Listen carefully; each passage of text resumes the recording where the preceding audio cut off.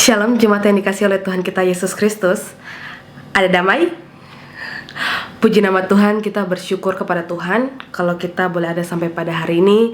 Walaupun situasi yang saat ini mengakibatkan kita tidak bisa berkumpul lagi bersama-sama di tempat ibadah, di gereja, tapi saya percaya bahwa ini tidak mengurangi rasa sukacita kita, ini tidak mengurangi kerinduan kita untuk datang terus kepada Tuhan, untuk mencari Dia, untuk datang kepada Tuhan, untuk beribadah kepada Dia. Saya percaya bahwa kita memiliki kerinduan itu terus-menerus setiap hari. Baik, kita bersyukur kepada Tuhan karena segala sesuatu ada di dalam kedaulatan Tuhan. Saya juga ingin berterima kasih kepada Gembala dan seluruh badan pengurus jemaat yang memberikan saya kesempatan pada hari ini untuk menyampaikan firman Tuhan kepada jemaat. Kiranya Tuhan memberkati kita semua. Terima kasih. Baik, sebelum kita masuk di dalam firman Tuhan pada pagi menjelang siang hari ini, saya mengajak kita untuk berdoa. Mari kita berdoa. Bapa, terima kasih buat kebaikan-Mu, terima kasih buat segala sesuatu yang boleh Engkau kerjakan bagi kami. Terima kasih buat segala sesuatu yang boleh terjadi, Tuhan. Kami percaya, Tuhan, bahwa segala sesuatu terjadi atas izin-Mu dan semua terjadi di bawah kedaulatan-Mu, Bapa. Terima kasih bahwa walaupun kami terpisah oleh jarak pada hari ini, sehingga kami belum bisa lagi kembali untuk beribadah bersama-sama di gereja, tapi kami percaya bahwa ini tidak membatasi kami untuk beribadah kepada Tuhan. Terima kasih buat media yang Kau pakai untuk kami beribadah bersama-sama, Tuhan. Terima kasih Bapa dalam kerajaan surga. Saat ini Tuhan, kami akan mendengarkan firman-Mu. Kiranya Engkau memberkati kami semua di tempat ini, di rumah kami masing-masing, dimanapun kami berada. Engkau memberkati agar benih firman-Mu jatuh di atas tanah hati kami yang baik, dan itu boleh bertumbuh, dan itu boleh bertumbuh di dalam kehidupan kami. Terima kasih Bapa dalam kerajaan sorga.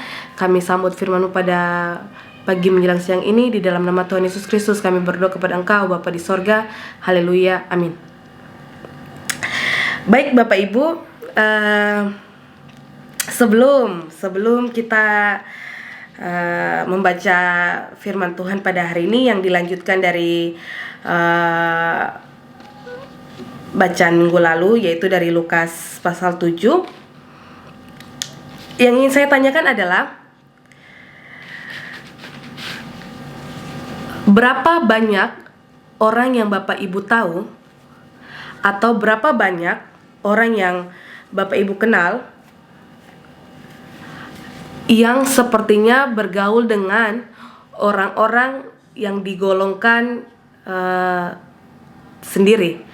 Maksudnya orang-orang yang dimarginalkan, orang-orang yang dipinggirkan, orang-orang yang sepertinya diasingkan. Berapa banyak orang yang Bapak Ibu kenal, jemaat kenal, atau jemaat tahu mereka bergaul dengan orang-orang tersebut? Atau berapa banyak orang yang Bapak Ibu tahu, kenal, hamba-hamba Tuhan atau gereja yang melayani orang-orang yang terpinggirkan, orang-orang yang dimarginalkan? Berapa banyak orang yang Bapak Ibu tahu? Berapa banyak hamba Tuhan? Berapa banyak gereja yang Bapak Ibu tahu tentang hal tersebut? Pelayanan kepada orang-orang yang marginal, yang dipinggirkan, orang-orang seperti di golongan tersendiri. Itu menjadi pertanyaan bagi kita semua pribadi, untuk kita mengingat, ada hamba Tuhan ini, gereja saya, atau bagaimana, silakan dipikirkan. Pertanyaan kedua adalah, kita tahu bahwa orang-orang yang dimarginalkan, orang-orang yang dipinggirkan, orang-orang yang digolongkan tersendiri, seperti orang berdosa dalam kalangan masyarakat, itu memiliki stereotip yang buruk. Mereka punya stereotip bahwa mereka tuh orang berdosa, mereka tuh tidak layak, mereka tuh tidak boleh, kita tidak boleh bergaul sama mereka, Oh, mereka tuh begini, mereka tuh pemalas. Oh, mereka tuh harap gampang, seperti itu. Pasti terkadang kita memikirkan seperti itu. Atau mungkin terkadang saya sendiri memikirkan hal seperti itu. Atau mungkin ada yang sepertinya ingin bergaul dengan mereka. Mungkin ada. Ya, pasti ada. Kita tahu bahwa pasti itu ada. Saya ingin kita melihat dari sisi orang-orang yang menolak mereka. Orang-orang yang menolak keberadaan mereka.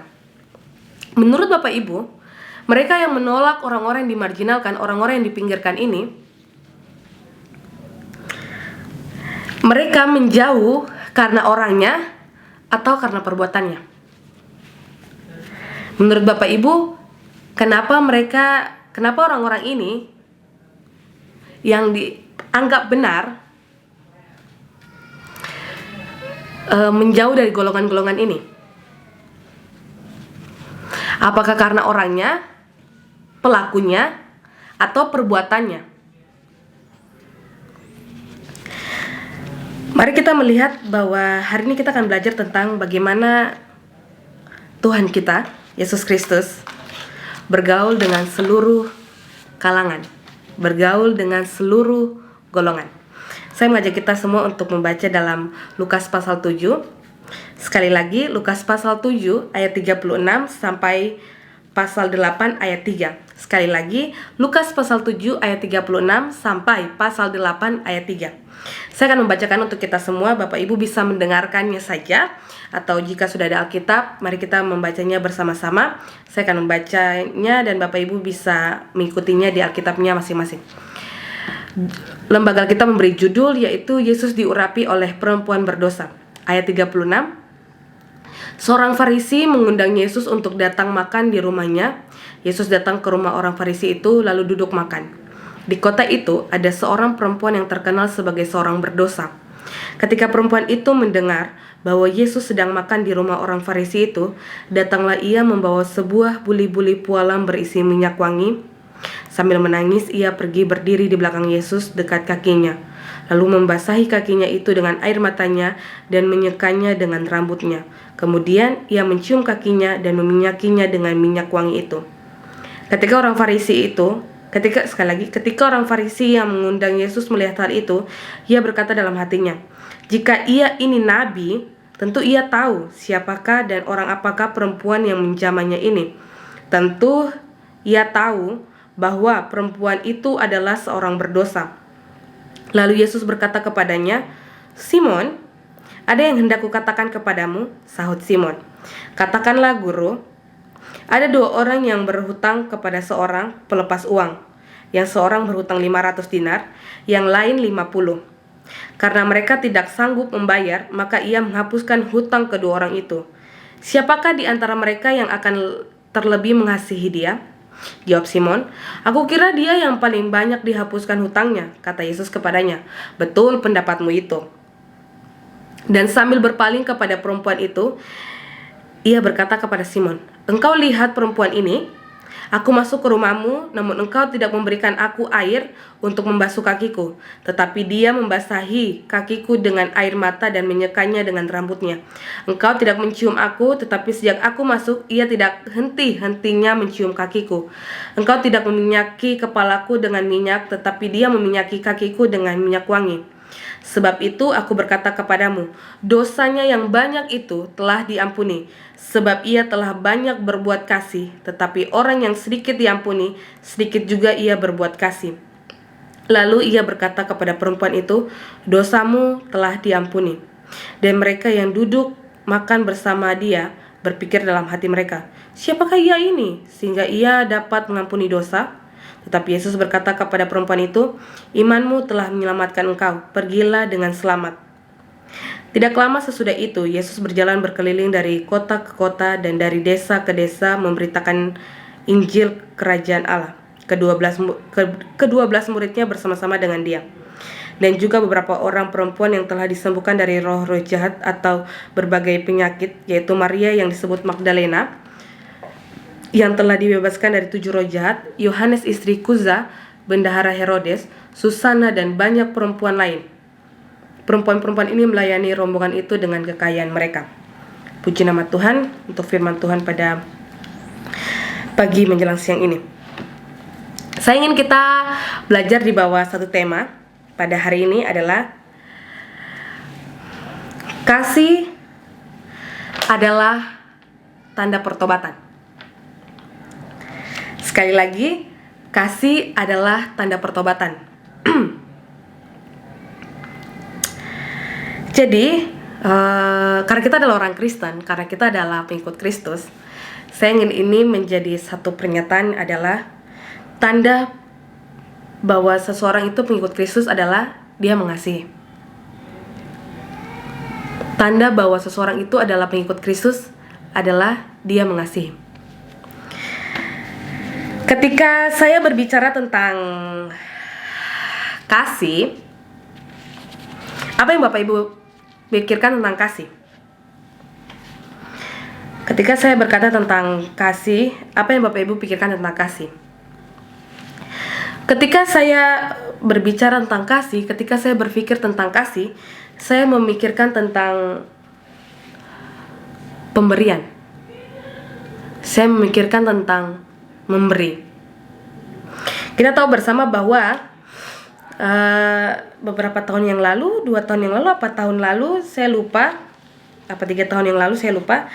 Sepertinya tema besar dari gereja kita, tema besar dari Kemah Injil tentang untuk Natal adalah pemberian yang terbaik. Kita sudah dengar khotbah tentang pemberian yang terbaik. Itu adalah salah satu bentuk bahwa bagaimana Allah mengasihi manusia. Seperti itu. Jika berbicara tentang kasih, saya ingin kita mengingat bahwa kasih berarti itu memberi.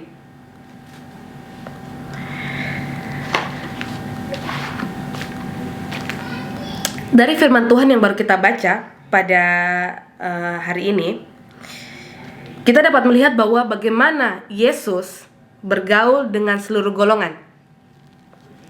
Kita tahu bahwa banyak sekali masyarakat, dalam masyarakat banyak sekali membuat golongan-golongan. Oh, ada golongan ekonomi yang atas, ada yang menengah, ada yang paling bawah. Oh, ada dengan status sosial seperti ini, dengan status sosial seperti ini, status sosial seperti ini. Atau golongan dengan suku ini, dengan ras ini, dengan kepercayaan ini, seperti itu. Atau dengan budaya ini, dengan budaya itu, seperti ada golongan-golongan yang diciptakan. Kalau kita melihat golongan-golongan itu dengan hal yang baik, bahwa itu akan menghasilkan hal yang baik. Tapi kalau kita melihat itu dengan hal yang buruk, pasti akan sesuatu hal yang buruk juga yang sepertinya muncul seperti itu. Kadang di sekolah pun saya tidak menutup kemungkinan bahwa biasanya anak-anak itu memiliki geng. Oh, ada geng di dalam kelas, di dalam sekolah itu ada. Oh ya, ini geng untuk anak-anak ambis.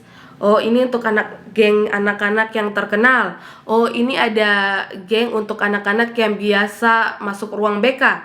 Oh, ini geng yang biasa untuk anak-anak olahraga. Ada geng-geng, ada gap-gap, ada kotak pengotakan di dalam masyarakat seperti itu.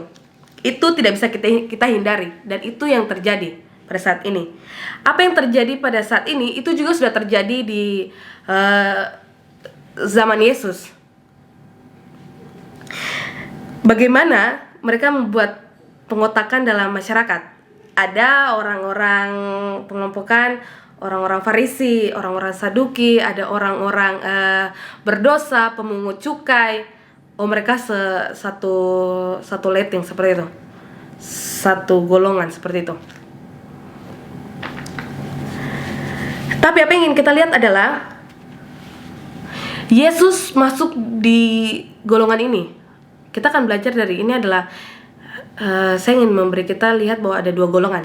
Golongan yang pertama adalah golongan yang merasa dia benar, dan golongan orang berdosa. Sekali lagi, golongan yang merasa dirinya benar, golongan yang paling benar, merasa bahwa golongan ini benar, dan golongan yang menganggap orang lain adalah golongan berdosa.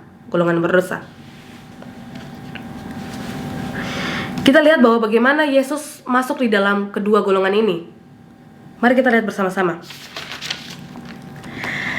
Waktu selesai dengan minggu lalu kita sudah mendengar firman Tuhan, bagaimana pelayanan dan percakapan Yesus dengan pengikut-pengikut dari Yohanes Pembaptis.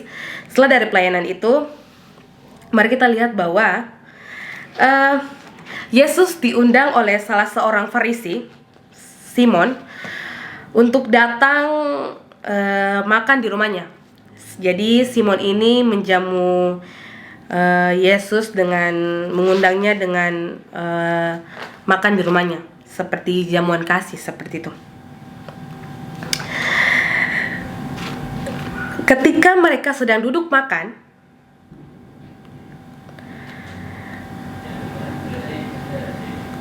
ada seorang perempuan berdosa datang.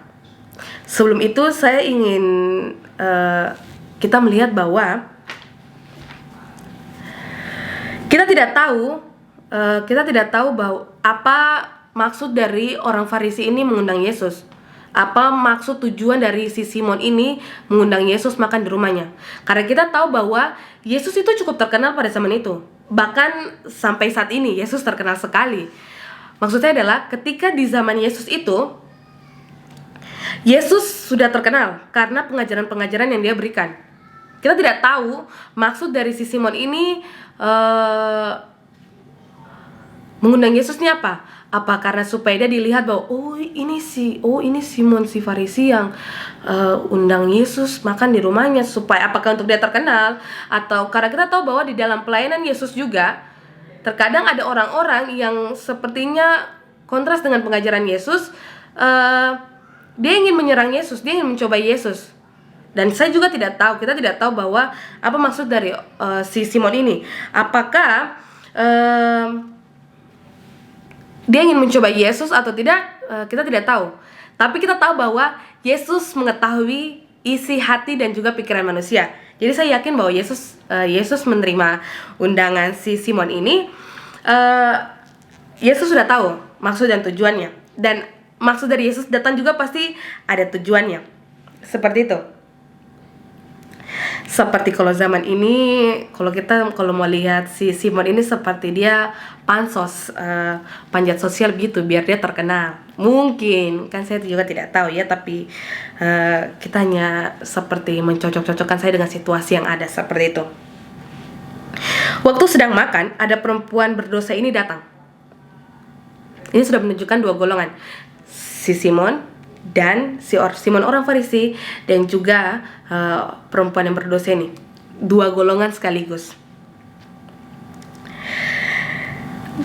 Ketika perempuan itu mendengar bahwa Yesus sedang makan di rumah orang Farisi itu, datanglah ia membawa sebuah buli-buli pualam berisi minyak wangi. Sambil menangis ia pergi berdiri di belakang Yesus dekat kakinya, lalu membasahi kakinya itu dengan air matanya dan menyikanya dengan rambutnya. Kemudian ia mencium kakinya dan meminyakinya dengan minyak wangi itu. Bapak Ibu,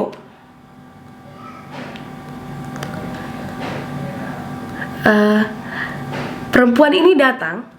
Ini bukan, saya berpikir ini bukan pertama kalinya dia datang dan dia melihat, maksudnya bukan pertama kalinya dia melihat pengajaran Yesus. Saya yakin bahwa mungkin saya tidak tahu. Mungkin karena kan waktu Yesus mengajar itu banyak sekali orang-orang yang datang ya. Salah satu dari orang-orang yang datang itu kemungkinan adalah perempuan ini. Kemungkinan perempuan itu ada ketika Yesus mengajar. Waktu Yesus mengajar di sini, dia ada, dia lihat. Ketika Yesus mengajar di sini, dia lihat. Jadi dia sudah terima pengajaran-pengajaran itu.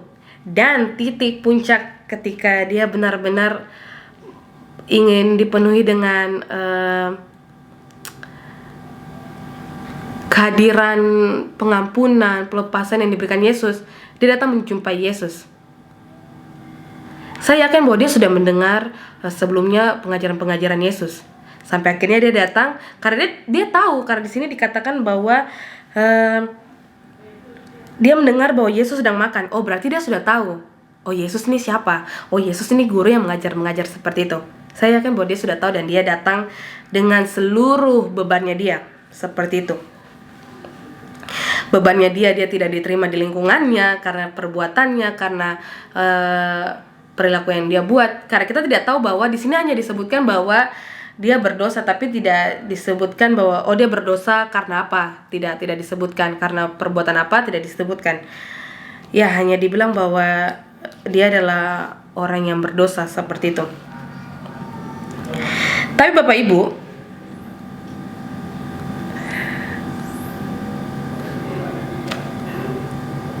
dari hal ini Yesus ingin menunjukkan sesuatu. Karena ketika dia datang menangis seperti itu, saya berpikir bahwa dia datang karena dia mengingat bahwa bagaimana dia menyesal dengan perbuatan-perbuatannya, dan dia datang di bawah kaki Yesus dan dia minta pengampunan. Dan tentu Yesus memberi pengampunan itu karena Yesus tahu bahwa sikap hati dari perempuan ini, bagaimana kerinduan dia untuk ingin dipenuhi oleh Yesus seperti itu. Tetapi ternyata hal ini menjadi pembicaraan di dalam hatinya si tuan rumah. Jelas bahwa si perempuan ini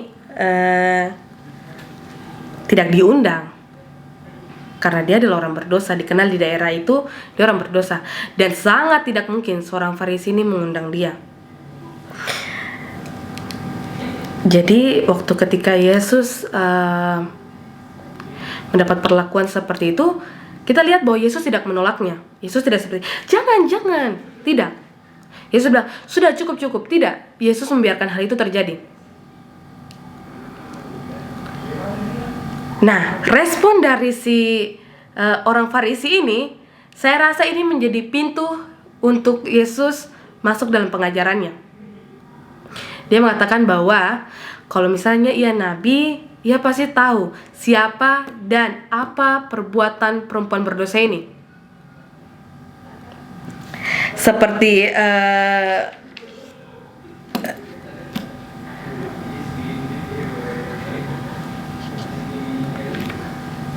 dia, kalau misalnya Yesus, kalau saya rasa bahwa dia tidak menganggap Yesus bahwa dia adalah seorang nabi. Seperti itu. Jadi dia hanya mengatakan bahwa kalau dia nabi harusnya dia tahu seperti itu. Simon beranggapan Yesus ini tidak mungkin menjadi nabi. Karena jika tidak, seharusnya dia dapat tahu betapa berdosanya perempuan ini. Seperti itu adalah anggapan dari Simon. Yesus tidak menolak perbuatan itu, tetapi Yesus masuk dengan hal itu, dengan pemikirannya si Simon ini untuk masuk dalam pengajarannya. Lalu Yesus berkata kepada Simon seperti ini. Simon, ada yang hendak kukatakan kepadamu. Terus Simon bilang, katakanlah guru. Terus ada dua orang yang berutang kepada satu orang pelepas utang, dan ya si orang A ini memiliki 500 utangnya, yang satu memiliki 50. Dan Yesus bertanya, mereka dilepaskan di utangnya, dan Yesus bertanya, orang mana yang akan lebih mengasihi dia? Jelas bahwa orang yang memiliki utangnya lebih besar, dan Simon mengatakan hal itu. Bapak Ibu, mari kita melihat bagaimana orang Kristen kalau memiliki tanda bahwa dia pengikut Kristus, tanda bahwa dia orang pengikut Kristus adalah mengasihi. Mengasihi identik dengan memberi, seperti yang tadi saya katakan.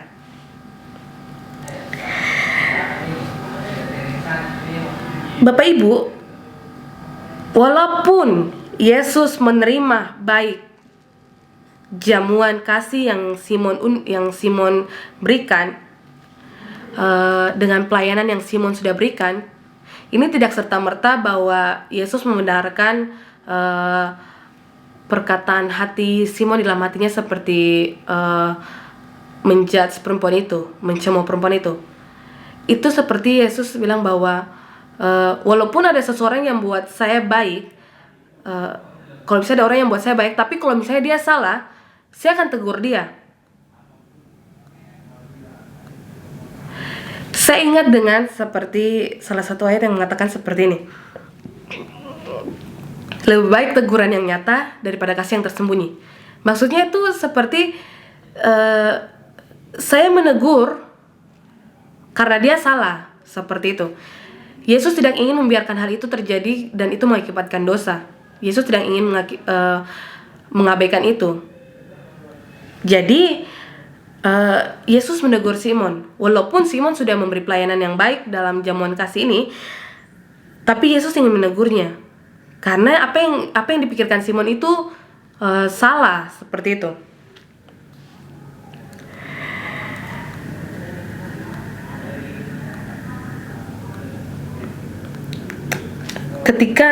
Ketika si Simon bilang bahwa orang yang besar yang lebih mengasihi, seperti itu, aku kira yang paling banyak dihapuskan hutangnya adalah yang paling besar. Kata Yesus kepadanya, betul pendapatmu itu. Ini menunjukkan apa? Rasa terima kasih seseorang tergantung pada realisasi jumlah yang telah diampuni. Jadi orang berterima kasih kepada suatu hal itu dengan jumlah yang mereka terima, seperti itu. Itu yang ingin Yesus kasih tahu dalam pengajaran ini. Dan Yesus menerapkan prinsip ini kepada Simon dan kepada wanita yang telah dicemooh Simon. Karena jelas bahwa pasti Simon sebenarnya, kalau misalnya kita dibanding-bandingkan dengan sesuatu hal itu sepertinya kita tidak suka ya sebenarnya ya. Kalau saya dibandingkan dengan seseorang dengan Jessica nih baik, tapi sebenarnya yang ini lebih baik, begitu. Saya kadang kenapa kalau lo bilang baik saya, tapi kenapa harus dibanding-bandingkan seperti itu? Saya tidak tahu apa yang dipikirkan Simon, tapi kalau dia memikirkan hal itu, saya rasa itu manusiawi, seperti itu. Tapi itu salah, seperti itu.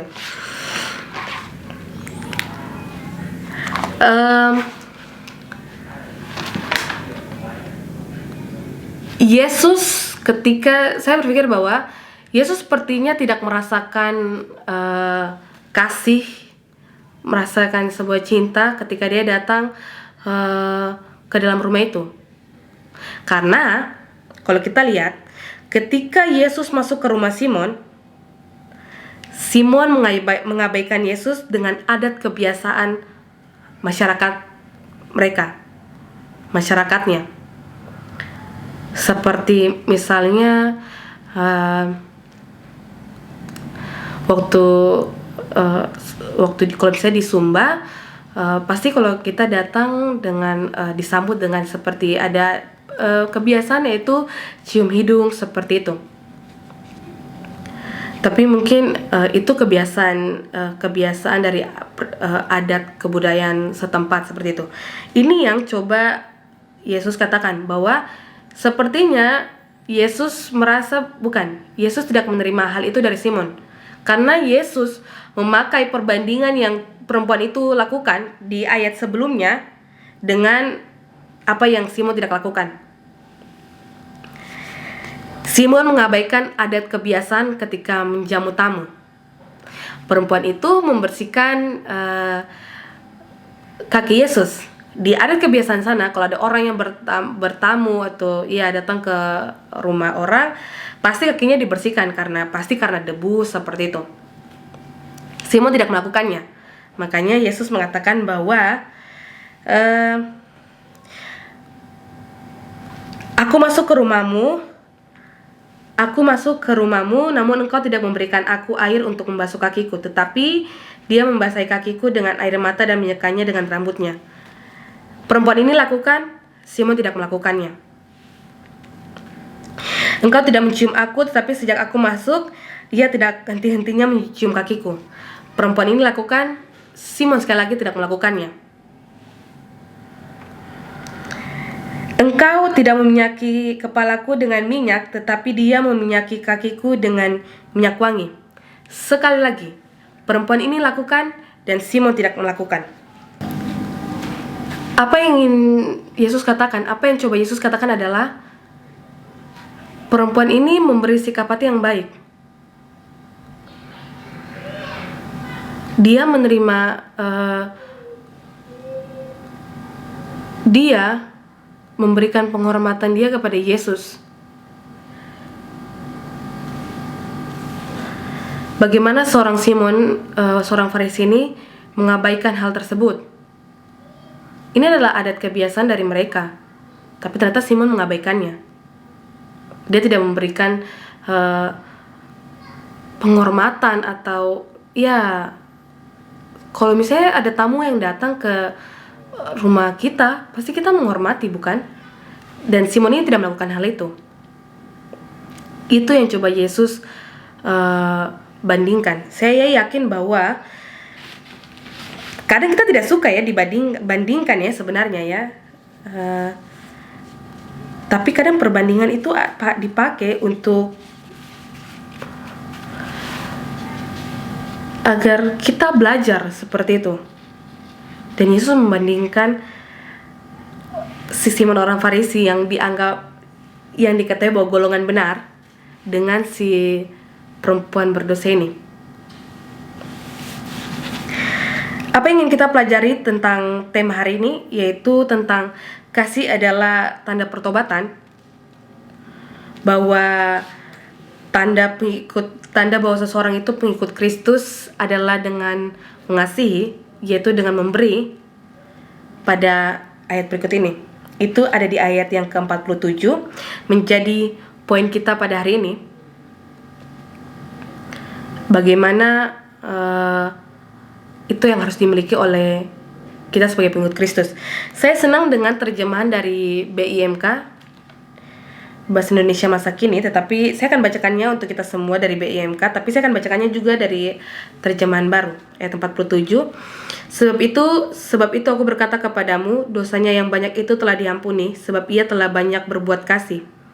Tetapi orang yang sedikit diampuni, sedikit juga ia berbuat kasih. Ayat 47 dari BIMK, sungguh kasihnya yang besar itu menunjukkan bahwa dosanya yang banyak sudah diampuni. Kalau orang diampuni sedikit, ia akan mengasihi sedikit.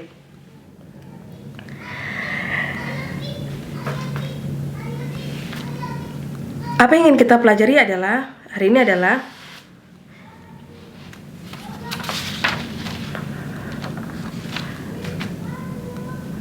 bagaimana Yesus bisa memberikan hal itu. Karena Yesus mengasihi.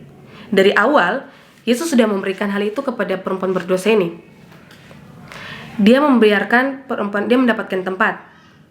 Saya yakin bahwa kalau misalnya di situ bukan Yesus, saya yakin kalau perempuan itu datang, pasti perempuan itu diusir. Tapi Yesus tidak membiarkan hal itu. Dia memberikan dia tempat.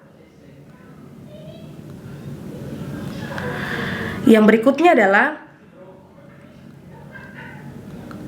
Yesus memberikan lebih daripada itu.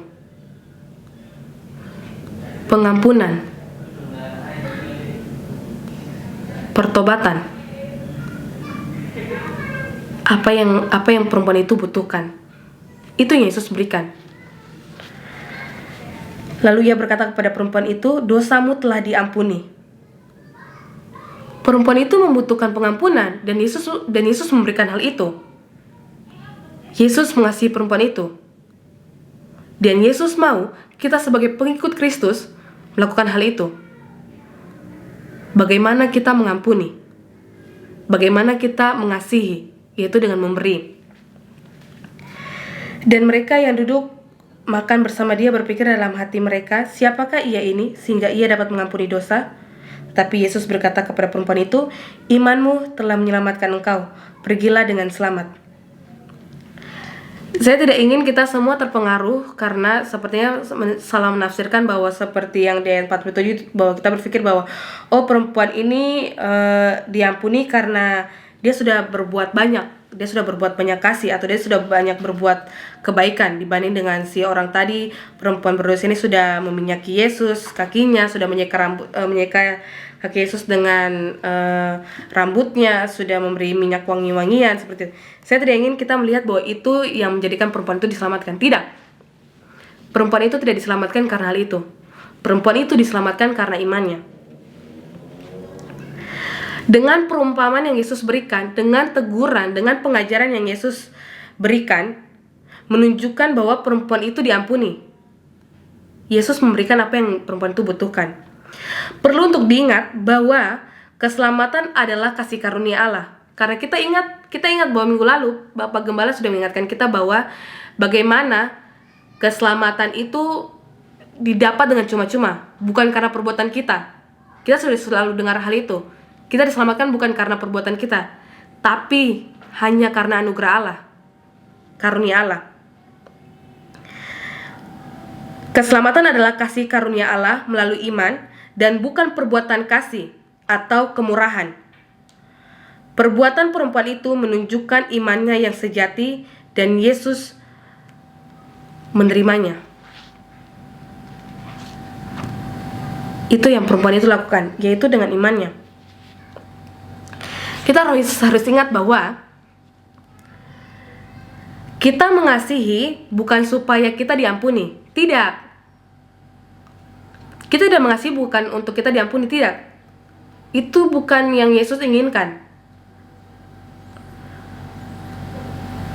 Kita mengasihi karena kita sudah diampuni. Sekali lagi, karena poin ini waktu kita mengajar di SMK, poin ini yang kita tekankan kepada anak-anak, bahwa kita mengasihi bukan untuk kita diampuni, tetapi kita mengasihi karena kita sudah diampuni. Orang Kristen mengasihi bukan karena untuk diampuni. Orang Kristen mengasihi karena sudah diampuni. Saya menutup firman Tuhan pada hari ini dengan bagian terakhir dari firman Tuhan dalam pasal 8. Saya akan bacakannya untuk kita semua. Tidak lama sesudah itu, Yesus berjalan berkeliling dari kota ke kota dan dari desa ke desa, memberitakan Injil Kerajaan Allah.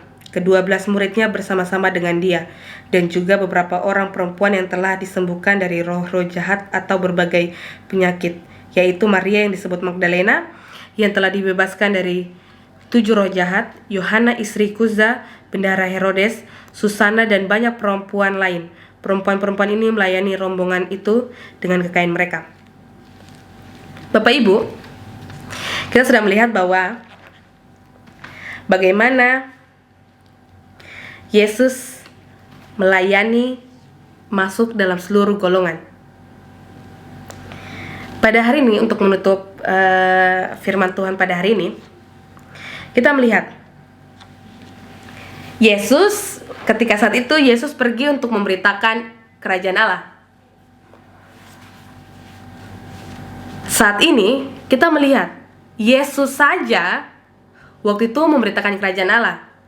Berarti itu menjadi pengajaran bagi murid-muridnya dan pengikut-pengikutnya bahwa kita juga harus memberitakan kerajaan Allah, memberitakan Injil. Yesus saja melakukannya, berarti dia mau bawa pengikut-pengikutnya juga. Hal yang ingin saya tekankan adalah pelayanan Yesus, pekerjaan Yesus yang dia berikan kepada orang-orang, kepada pelayan-pelayannya, kepada pengerja-pengerjanya, tidak dibatasi, tidak diberi kelompok, oh golongan ini saja yang boleh melayani Yesus, oh kelompok ini saja yang boleh pergi memberitakan Injil. Tidak seperti itu. Pemberitaan Injil Yesus Kristus tidak dibatasi dengan golongan-golongan, tidak dibatasi dengan orang yang melayani penginjilan, orang yang melayani pergi memberitakan Injil itu hanya orang-orang yang dari teologi, orang-orang dari sekolah STT. Tidak seperti itu. Pemberitaan Injil Allah, kerajaan Allah, tidak dibatasi dengan hal-hal golongan-golongan seperti itu. Tidak dibatasi dengan kelompok-kelompok seperti itu.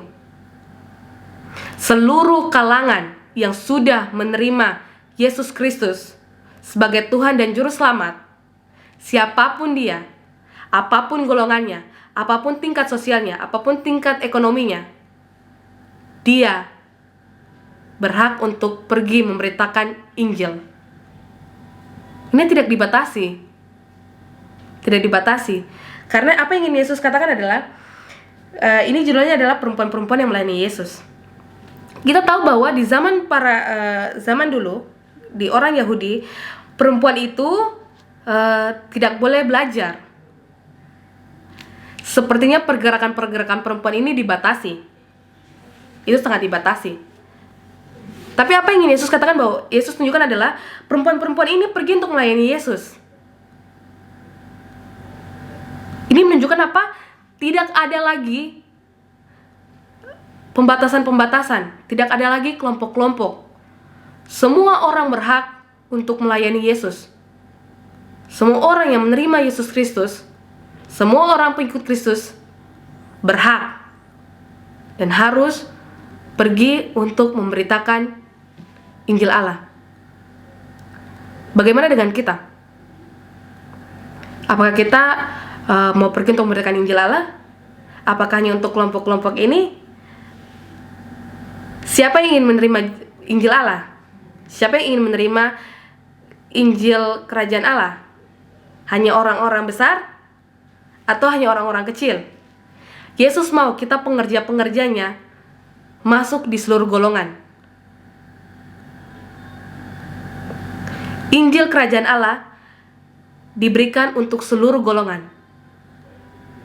Sekali lagi, Injil kerajaan Allah diberikan untuk seluruh golongan, seluruh tingkatan, seluruh lapisan masyarakat. Mari kita berdoa. Bapak, terima kasih buat